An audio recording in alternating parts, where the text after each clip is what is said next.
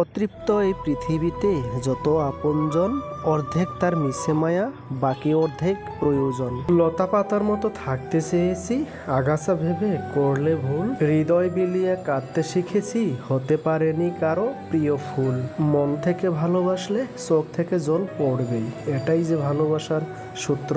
নিজের মনে করে কারো উপর অধিকার খাটাতে যেও না, তাহলে সময় তোমাকে নিজের জায়গাটা চিনিয়ে দেবে। শরীরে পাওয়া আঘাতে মানুষ কাঁদে না, মানুষ কাঁদে বিশ্বাসঘাতকতার আঘাতে। সফলতা পেলে মিষ্টিমুখ করতে চাওয়া মানুষগুলো সমস্যায় পড়লে নজরে পর্যন্ত আসে না। মানুষ একমাত্র প্রাণী যে পুরোপুরি সফল জীবন পার করার পরেও আফসোস নিয়ে মৃত্যুবরণ করে। আপনি যত বেশি মানিয়ে নেবেন, সবাই ততই বেশি চাপিয়ে দেবে।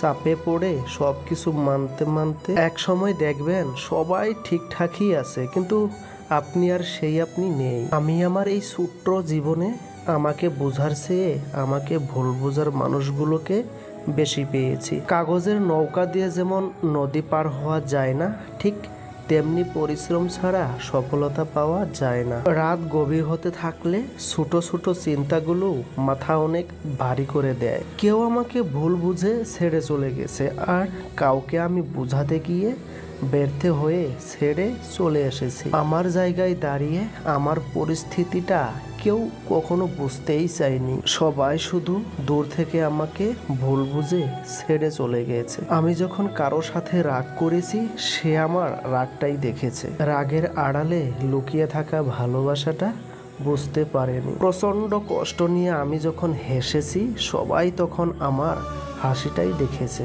হাসির আড়ালে লুকিয়ে থাকা কষ্টগুলোকে কেউ কখনো বুঝেনি। খুব মন খারাপের দিনে যার কাছে সময় নিয়ে আমি সবকিছু বলতেই চেয়েছি, সে বুঝেছে আমি তাকে প্রয়োজনে ব্যবহার করেছি।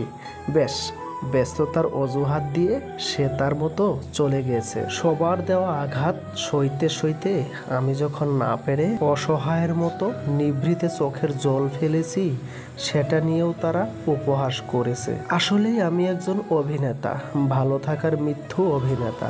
শুধু আমি নই, প্রত্যেকেই তার জীবনে এক একজন শ্রেষ্ঠ অভিনেতা অভিনেত্রী। ভালো থাকার মধ্যেও অভিনয়ে আমরা প্রত্যেকেই সেরা। কেউ যখন অবহেলা করে, তখন তাকে দ্বিগুণ অবহেলা করা উচিত, তাহলে বুঝবে অবহেলার যন্ত্রণা কেমন। আপন অনেক ছিল, কিন্তু যখন আমি পিছনে তাকিয়ে দেখেছি, তখন ছায়াটাই আমার সাথে ছিল। অনেক বেশি আঘাত করে ফেলেছ, ভুলে গেছ যে আমিও রক্ত মাংসের মানুষ। কাকে খুঁজো যে সুন্দর করে সাজে? মূর্খ তুমি।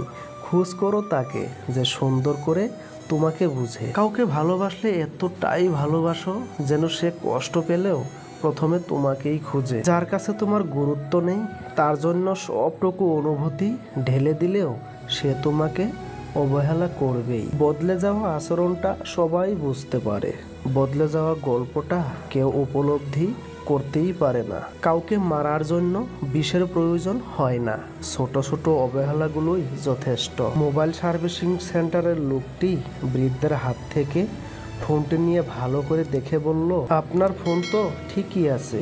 শুনে বৃদ্ধটি কাঁদতে কাঁদতে বলল, তাহলে এতে আমার ছেলের কল আসে না কেন? বেঈমানদের চেহারাটা বেশ মায়াবী হয়, বোঝাই যায় না সে বেঈমানি করবে।